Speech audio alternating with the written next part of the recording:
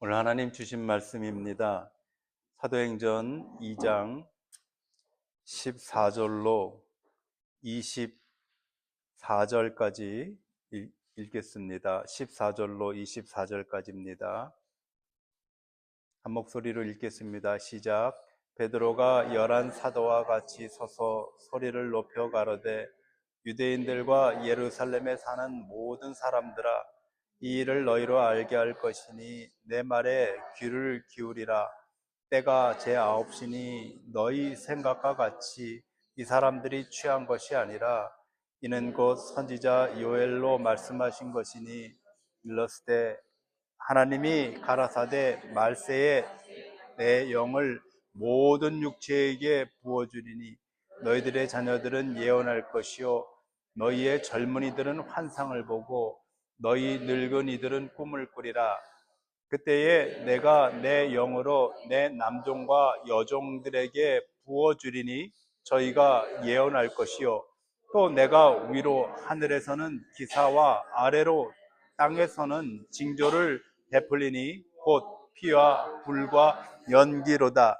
주의 크고 영화로운 날이 이르기 전에 해가 변하여 어두워지고 달이 변하여 피가 되리라. 누구든지 주의 이름을 부르는 자는 구원을 얻으리라 하였느니라. 이스라엘 사람들아, 이 말을 들으라.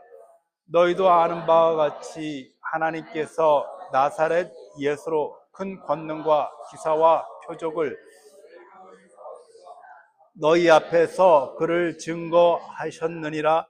그가 하나님의 정하신 뜻과 미리 아신 대로 내어준 바 되었거늘 너희가 법 없는 자들의 손을 빌어 못 박아 죽였으나 하나님께서 사망의 고통을 풀어 살리셨으니 이는 그가 사망에서 매여 있을 수 없음이라. 아멘.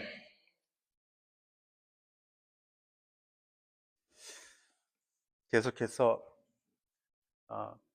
오순절날 베드로의 설교에 대한 말씀을 지난주에 이어서 오늘도 살펴보겠습니다. 오늘은 2장 22절과 23절 말씀이 제가 여러분과 함께 나누게 될 본문입니다.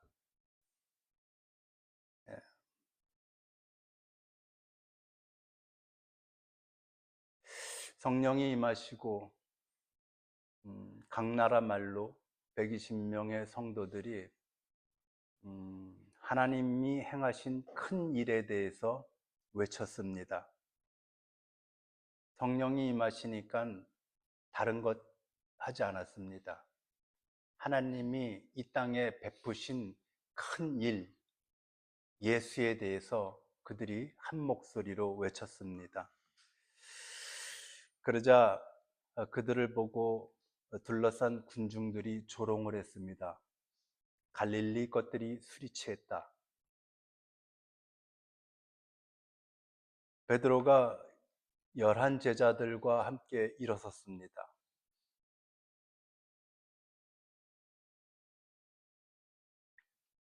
베드로와 11 제자뿐만이 아니라 나머지 120명에 가까운 모든 이들도 일제히 그들을 조롱하고 있는 군중들을 향해서 시선을 고정시켰겠지요. 베드로가 설교하는 것이 아니라 교회에 주신 하나님의 말씀을 최초의 신약교회, 교회가 세상을 향해서 선포하고 있는 중입니다. 그래서 사실은 우리가 지금 이 본문을 베드로의 설교라고 제목은 그렇게 이야기하고 있습니다만은 성령이 임하고 그 자리가 교회가 탄생된 그 교회가 세상을 향해서 한 목소리를 내는데 그것이 어떤 목소리인가 하는 것이죠. 다만 베드로를 통해서 그 이야기가 흘러나오는 것이죠. 베드로의 설교를 보면서 저는 그런 생각합니다. 비록 제가 이 자리에서 여러분들에게 하나님의 말씀을 전하는 설교자이지만 설교자의 설교는 반드시 그 교회의 칼날을 따르게 되어 있습니다.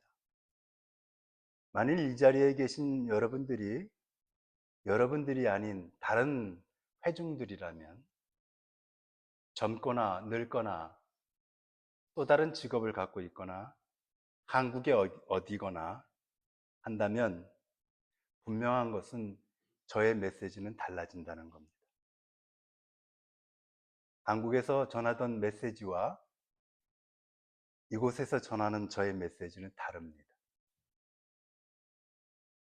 그러므로 제가 전하는 메시지는 예수 교회가 전하는 메시지입니다. 예수 교회가 세상을 향해 내놓는 선포죠. 오순절날 베드로의 설교가 그랬습니다. 120명이 일심으로 그들을 조롱하는 회중, 그들을 조롱하는 세상을 향해서 메시지를 내놓는 거죠.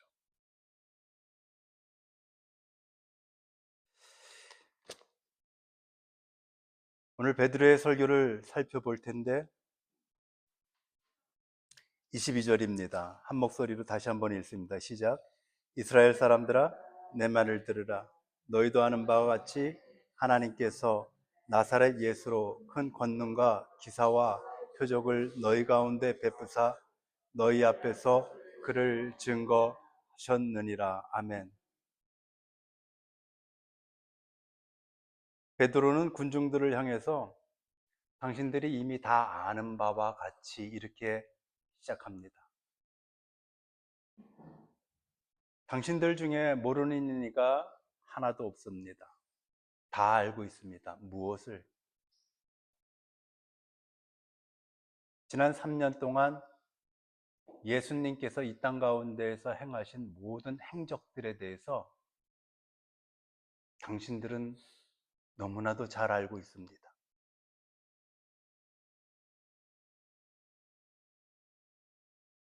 지난 3년 동안 예수께서 이 세상에 나타내신 권능, 권세, 표적, 기사, 말씀, 그 모든 것들은 너무나도 유명한 것들이었기 때문에 그들이 비록 제자들처럼 예수를 3년 동안 쫓아다니지 않았다 할지라도 그들은 모두 너무 잘 알고 있었습니다.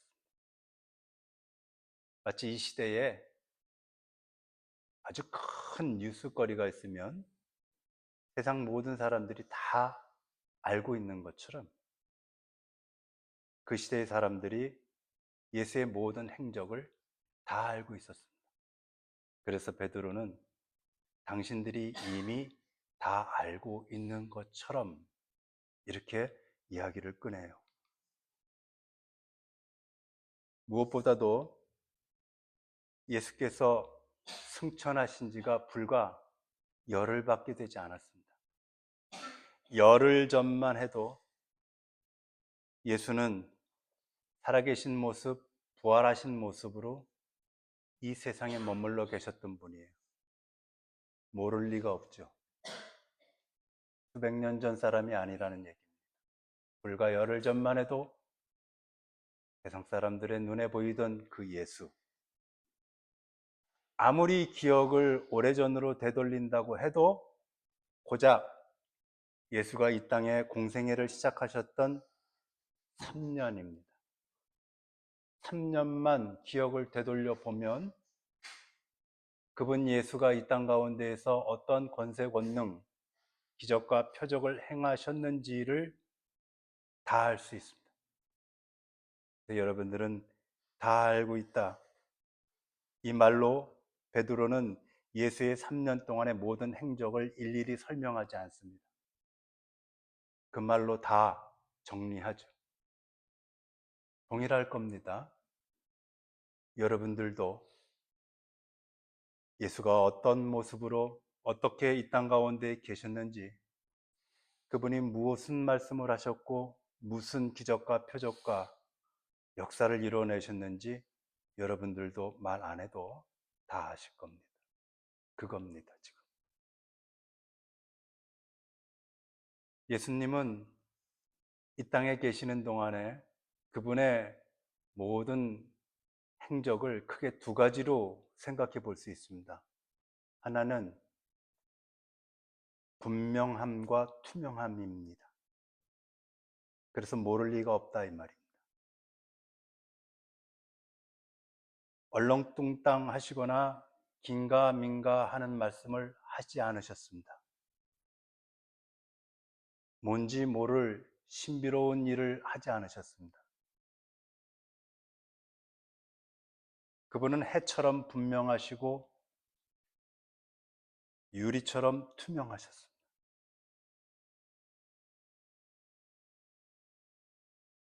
그분은 그분의 행동과 모든 말씀들을 많은 사람들에게 늘 100% 노출시켰습니다. 100% 공개했습니다. 예수님은 남이 알 수 없는 자리에서 엄밀한 사생활을 하신 적이 한순간도 없습니다.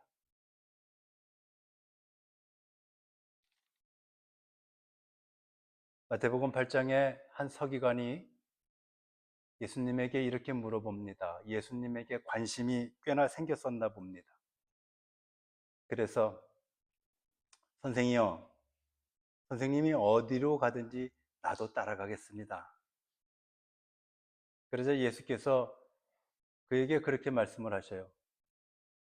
여우도 굴이 있고 공중에 날아다니는 새도 거처할 곳이 있지만 나는 머리 둘 곳도 없다. 이렇게 말씀을 하시죠. 이 말씀은 말입니다. 그분이 얼마나 청빈하신가, 그분이 얼마나 무소유주의자였는가 하는 것을 말하는 것이 아닙니다. 우리도 머리 둘 곳 없이 살라, 그런 말씀이 아니다 이 말입니다.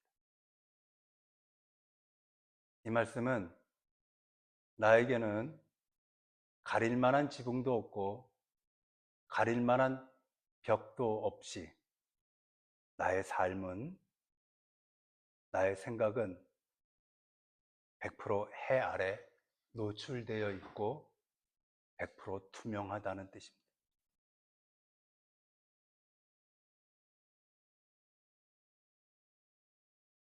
언제나 누구에게나 예수님은 개방하셨습니다. 하나님이시기 때문에 알쏭달쏭한 말로 얼마든지 신비주의자인 척 사람들의 관심을 끌 수가 있었지만, 그러나 예수님은 100% 공개하셨습니다. 그래서 이 세상 사람들은 예수를 모른다고 말하고 싶지만, 핑계대고 싶어도 모른다고 말할 수 없는 겁니다. 투명하시고 분명하셨기 때문에 그 누구도 예수를 부인할 수 없게 되어 버렸습니다.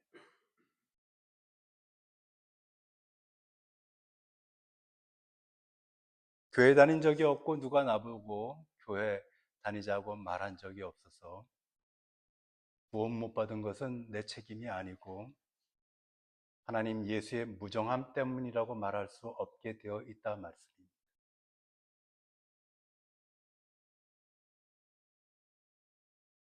그래서 베드로는 지금 당신들도 다 아는 바와 같이 이렇게 예수를 소개하고 있는 중입니다. 신약 성경은 예수님이 직접 등장하시는 이 신약 성경은 총 페이지가 약 420여 쪽 정도 됩니다. 그런데 우리가 제법 두껍다 하는 장편 소설 한 권을 읽으면 적어도 300페이지가 넘고 400페이지 정도 됩니다. 넘는 것도 있죠.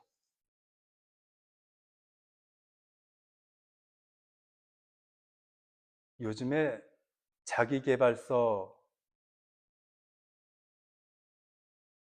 참으로 여러 가지 종류의 자기 개발서들이 있지 않습니까? 번역본들도 있고 한국 사람들도 많이 쓰고 자기 개발서 얇은 거 못 봤습니다. 젊은이들이나 사람들이 그렇게 열광하는 인생의 수수께끼를 풀 수 있을 것 같은 자기 개발서들은 다 두껍습니다. 400페이지가 훌쩍 넘는 것들도 많죠. 많은 사람들은 밤을 새서 그 400페이지가 넘거나 가까이 되는 책들을 탐독하죠. 하루에 한 권을 읽기도 하고 일주일에 한 권 읽기도 합니다.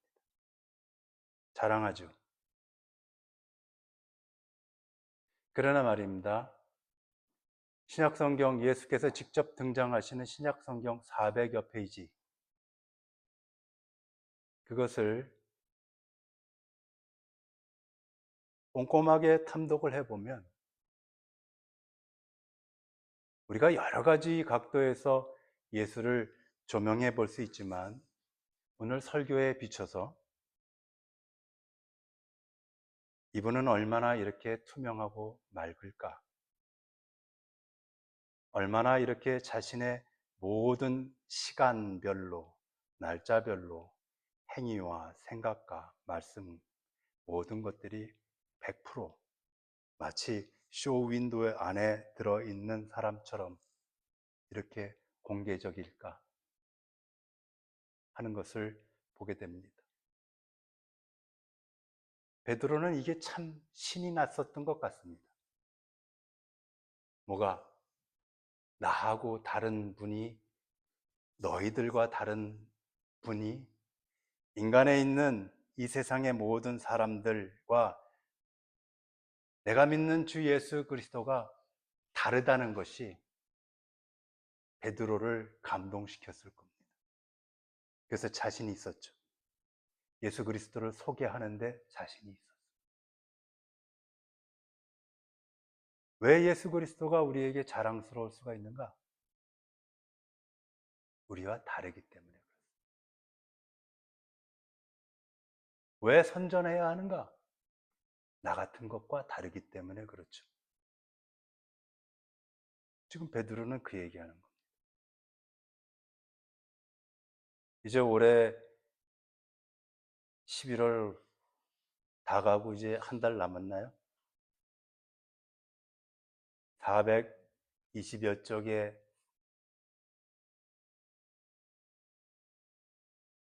신약 성경 한 권을 정주행 한번 해보십시오. 그래봐야 소설책 한 권 읽기입니다.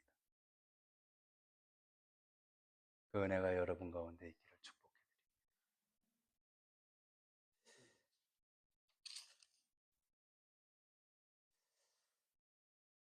예수님의 3년간의 특징 중에 또 하나는 단호함이에요. 신약 성경을 정주행하시다 보면 이 부분도 꼭 발견하시기를 바랍니다. 예수님은 단호하셨습니다. 미지근하지 않으셨어요. 요한계시록 3장에는 7개의 교회의 마지막 교회에 하시는 말씀이 있어요. 라오디게아 교회에 하시는 말씀이 있는데 이렇게 말씀하셔요. 내가 너희의 행위를 아노니 너희는 뜨겁지도 않고 차지도 않더라. 나는 너희가 차거나 뜨겁기를 원한다. 나는 네가 미지근해서 원어대로 제가 말하면은 네가 미지근해서 토할 것 같다.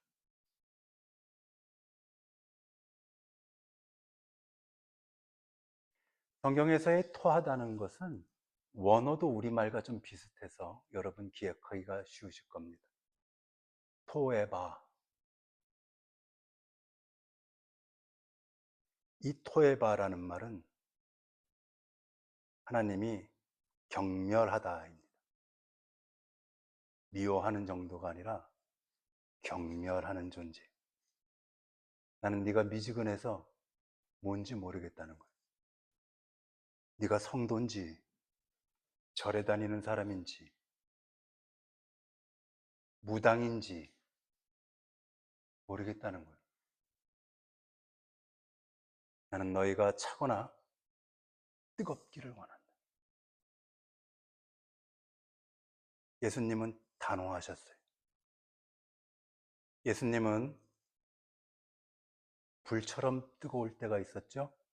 많은 경우가 있었지만 성전에서 장사하는 자들이 있을 때 채찍을 들고 때리며 다 둘러 엎어버리셨어요.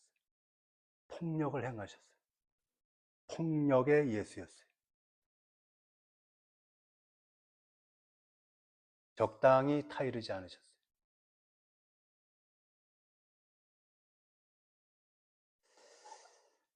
마태복음에는 어느 날 예수님에게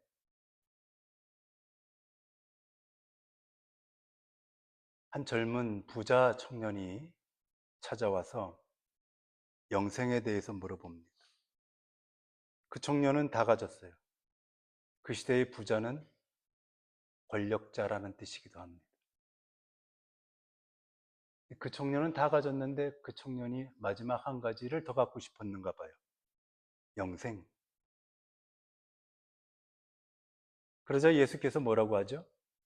네가 가진 모든 것들을 다 팔아서 가난한 자에게 주라.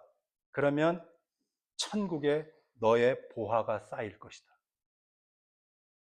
여기 왜 아멘 안 하십니까? 저는 이 본문 말씀을 오늘 새벽에도 묵상하는데 그렇게 부끄럽던데요. 천국에 내게 하나도 안 쌓여 있겠구나. 천국에 너의 보화가 쌓이게 될 것이다. 이 말씀의 핵심은 네 모든 것입니다. 참 미치고 팔짝 뛸 노릇이겠죠. 이날 예수님은 단호하셨습니다. 이날 예수님은 돈의 액수가 중요한 건 아니란다. 정성이고 마음이지. 흔히 하는 우리들 방식으로 말하지 않았어요.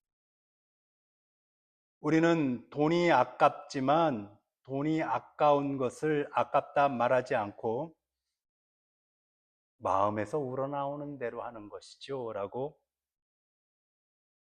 흔히들 위장하지요. 거짓말하고 있는 중입니다.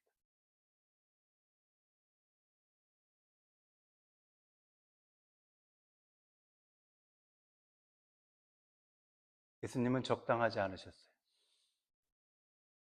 단호하셨습니다. 그날 예수께서 청년이요,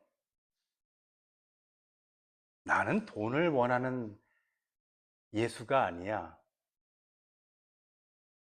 세상에 네 돈이 없다고 해서 세상이 망하겠냐? 내 말 뜻은 네가 너의 진심을 담아서 누군가를 도와주라는 뜻이야. 이렇게 어정쩡하게 이야기를 했더라면 그 젊은이는 일어서서 예수에게 등을 보이고 돌아섰을까요? 아니면은 어떻게 했을까요? 남아 있었을까요? 그 청년은 남아 있었을 겁니다. 떠나지 않았죠. 모든 것이라고 하는 단호함 때문에, 그 차가운 말 한마디 때문에 그 청년은 견딜 수가 없었던 거죠. 예수님은 너도 좋고 너희들도 옳다 이렇게 하신 적 없어요.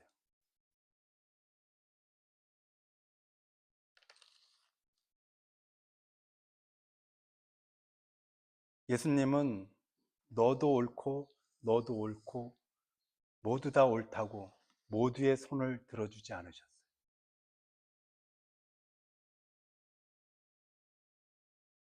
예수님은 사람들과의 좋은 관계를 맺기 위해서 중간 지점을 택하지 않으셨어요. 이건 우리들에게, 성도에게 아주 중요한 메시지인 것 같습니다.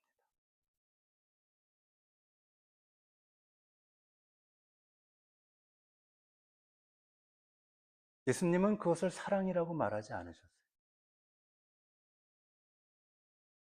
예수님의 사랑은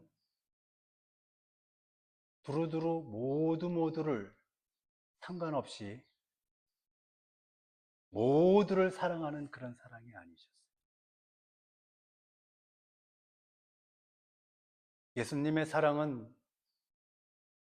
이 세상에 사는 동안에 사람들이 기뻐하고 누리는 그런 사랑이 아니라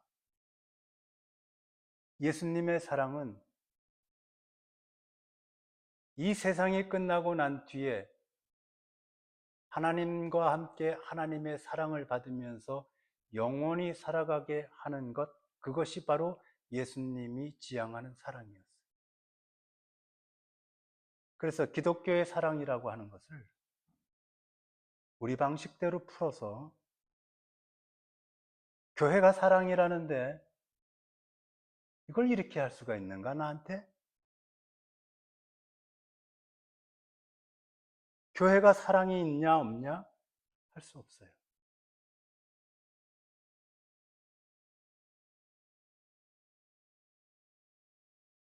예수님의 판단은 늘 분명하셨습니다. 예수님의 판단은 이것은 검은 것이요, 이것은 하얀 것이라고 늘 선명하셨어요.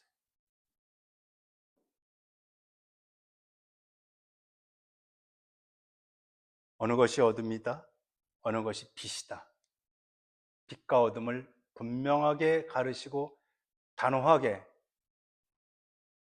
그 길에서 벗어나라고 말씀하셨지, 그 길도 갈 만한 길이라고 어정쩡하게 하지 않으셨어요. 그래서 베드로는 지금 이야기하는 겁니다. 너희들 중에 그 단호하시고 선명하시고 투명하시고 분명하셨던 예수를 모르는 이가 있느냐?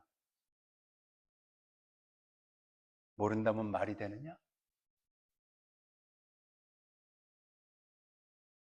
누구도 그 예수를 부인할 수 없고 모른다 할 수 없느니라. 바로 이 말하는 겁니다.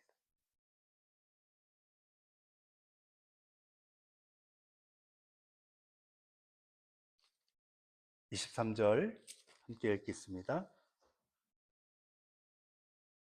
시작. 그가 하나님의 정하신 뜻과 미리 하신 대로 내어준 바 되었거늘 너희가 법 없는 자들의 손을 빌어 못 박아 죽였으나.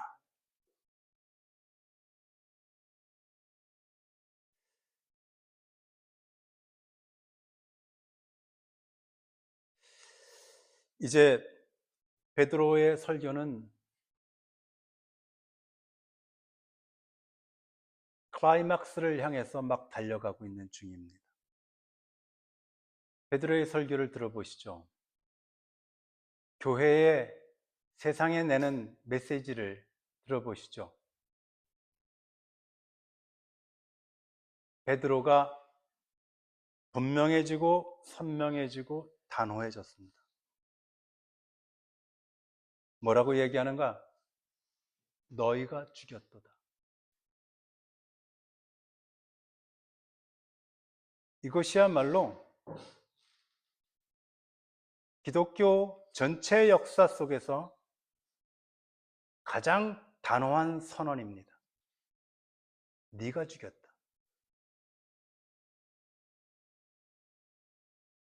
지금까지는 세상 사람들이 예수를 고발하고 예수를 재판했습니다. 예수가 죄인이었었죠. 이 시간까지도 그렇게 알고 있었던 거예요. 베드로가, 아니 교회가 이것을 뒤집어 버립니다. 너희가 죽였다.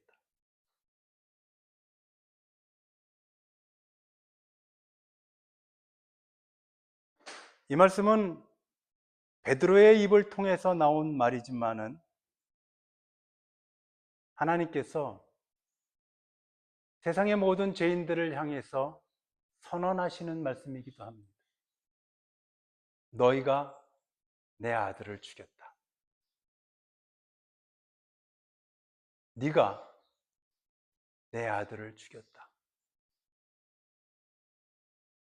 무서운 말이죠. 하나님의 진노의 콧김이 이 말씀 속에 막 새어나오는 것 같아요. 네가 내 아들을 죽였다. 그런데 오늘 본문을 보면 베드로가 이렇게 말하죠. 죽였는데 너희가 법 없는 자들의 손을 빌려서 예수를 십자가에 못 박았다. 법 없는 자들의 손을 빌려서 예수를 십자가에 못 박았다. 이렇게 말해요. 무슨 말인가? 유대인들은 종교적, 사회적으로 죽을 죄를 지은 자들을 처형하는, 사용하는 전통 처형 방식이 있었습니다. 구약의 여러 군데에 나옵니다. 하나님의 명령이었어요. 돌로 때려 죽여라. 돌을 던져서 돌로 때려 죽이는 것이 유대인들의 전통 사형 방식이었습니다.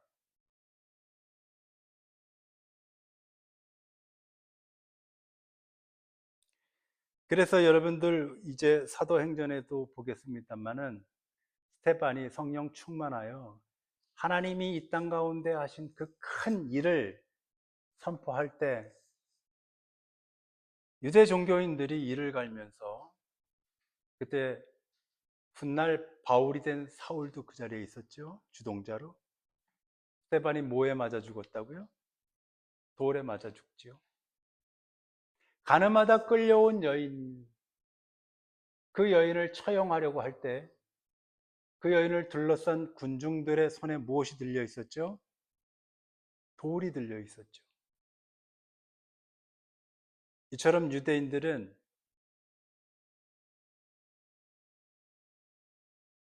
사회적, 종교적으로 죽어야 할 죄를 규정해 놓고 그 죄를 범한 자들에게는 돌로 때려 죽였어요.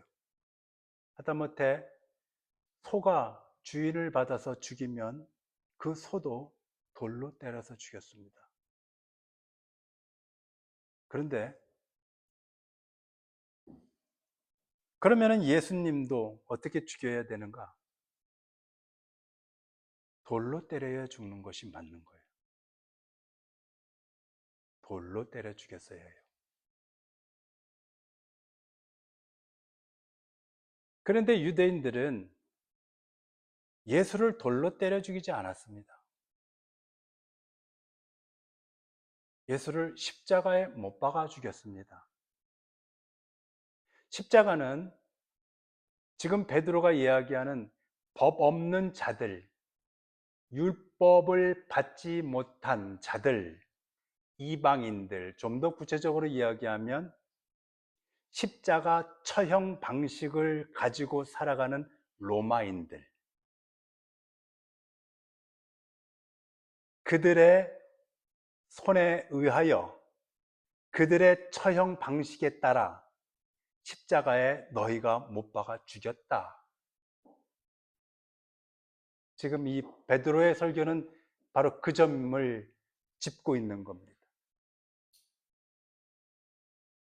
이 말을 듣고 있는 모든 군중들은 우리는 이제 제가 여러분들에게 설명을 해드리니까는 이해가 되시지만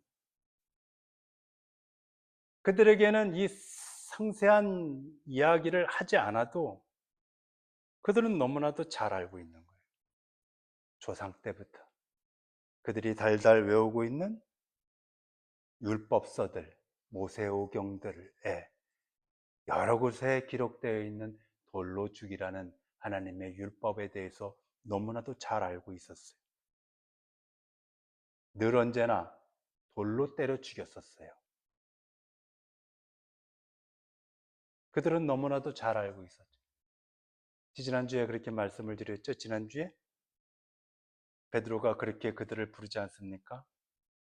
경건한 유대인들아, 뼈가 있는 말이었죠.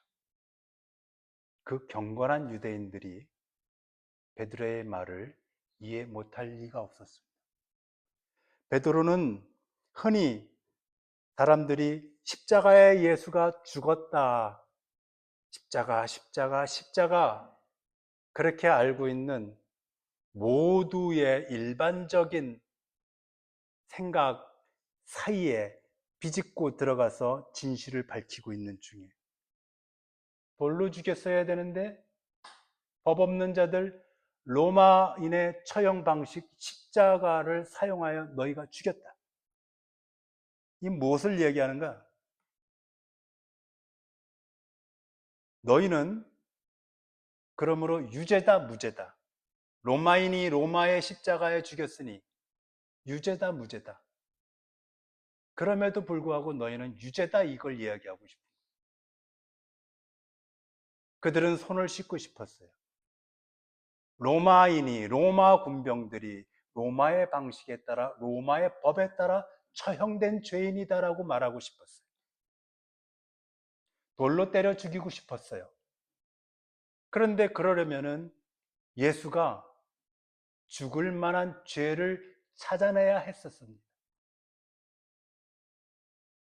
대제사장도 그 누구도 예수를 죽일 만한 죄를 찾을 수가 없었습니다. 그래서 22절에 너희가 아는 바와 같이 그 예수가 얼마나 선하시며 얼마나 고귀하시며 얼마나 투명하시며 얼마나 흠이 없으시며 얼마나 죄와 선 사이에서 단호하셨던 분이냐. 그러므로 너희는 그 예수를 때려서 죽일 수 있을 명분이 하나도 없었지 않느냐. 그럼에도 불구하고 너희가 예수를 어떻게 어떤 방식으로 죽였느냐? 법 없는 자들의 손을 빌려서 너희가 예수를 로마의 법 십자가 형틀에 못 박게 한 것 아니냐? 로마의 재판을, 빌라도의 재판을 받게 해서. 여러분, 살인 교사범이라는 것 아시죠? 뉴스에 보면 간혹 나오지 않습니까? 살인 교사죄. 누군가를 꼬이거나 작당을 해서 그 사람을 통해서 내가 죽이고 싶은 자를 죽이는 것. 이게 살인 교사범이죠. 정리하면 지금 베드로는 이스라엘의 모든 백성들에게 뭐라고 이야기하느냐 하면 너희는 위장된 살인자들, 살인 교사범들이라는 거예요. 살인자나 살인 교사범이나 이 교활한 인간들아, 그런다고 너희들의 손에 묻은 피가 잊혀질 줄 알았더냐.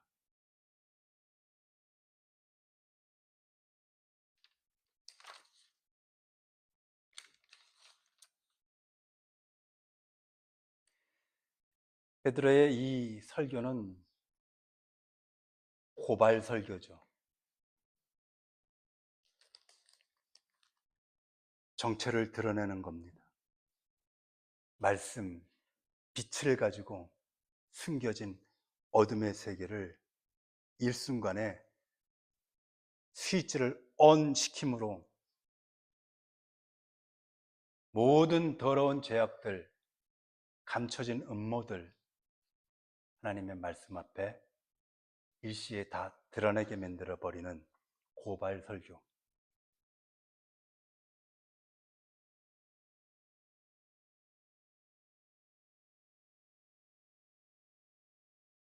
베드로의 이 설교, 계속 말씀을 드립니다만은 이 땅에 교회가 처음으로 탄생하고 그 탄생한 교회가 세상에 내는 첫 번째 메시지, 그것이 무엇인가?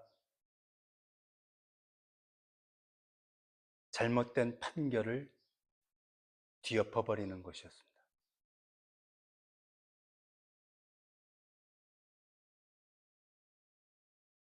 괴수로 만든 예수를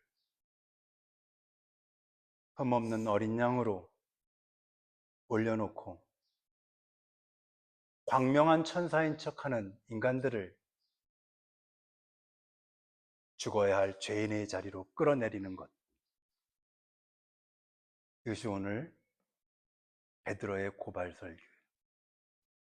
교회가 세상을 향해서 이것부터 하더라 이 말입니다. 교회가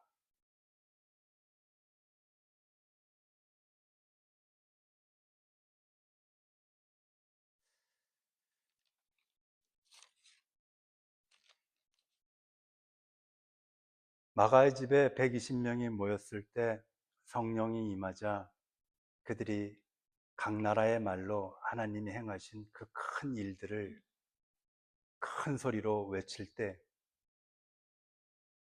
이 본문 속에서 우리가 흔히 눈길이 가기 쉬운 말씀은 성령이 임하자 그들의 입에서 신비로운 방언이 터져나왔다라고 하는 것들에 대한 기억이 있지만 여러 차례 말씀을 드렸습니다마는 그것은 그다지 중요한 것이 아니라 성령이 임하자 그곳이 교회가 되었고 교회가 되자 그들이 하나님 나라의 큰 일을 말하는 세상을 향해서 메시지를 내는 교회가 되었더라. 우리끼리 좋자고 떡 해먹는 교회가 아니라 항상 교회는 웃어야 되고 행복해야 되고 교회는 따뜻해야 되며 교회는 편리해야 되며 등등 현대 교회들이 말하고 싶어하는 그러한 것들이 교회에 있지 아니했고 교회는 세상을 향해서 메시지를 내는데 예수가 하나님이요 너희가 그 하나님을 죽였다. 이것이 교회가 세상을 향해서 내는 첫 번째 메시지였습니다. 그것은 이 땅에서도 지금 이 시대에도 변했을까요? 일점도 변함이 없죠. 하나님의 말씀은.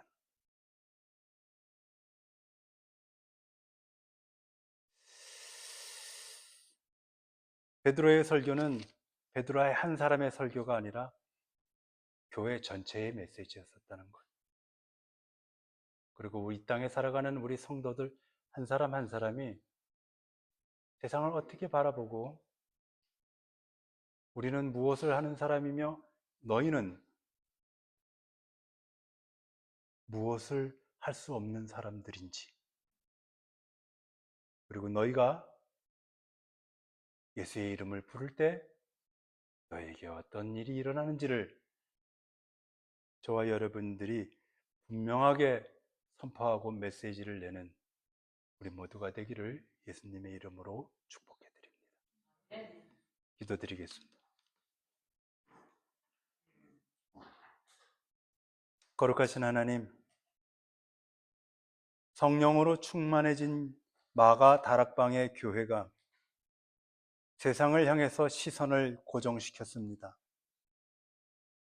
세상이 부럽거나 세상을 닮고 싶어서가 아니라 세상이 틀렸다는 것을 말하고 예수가 길이요, 진리요, 생명임을 선포하고 싶었기 때문입니다. 우리 예수교회가 이 땅에 세워져 있는 동안 바로 그 선포를 하는 교회가 되게 해 주십시오. 어둠이 광명한 천사인 것처럼 득세하는 이 세상,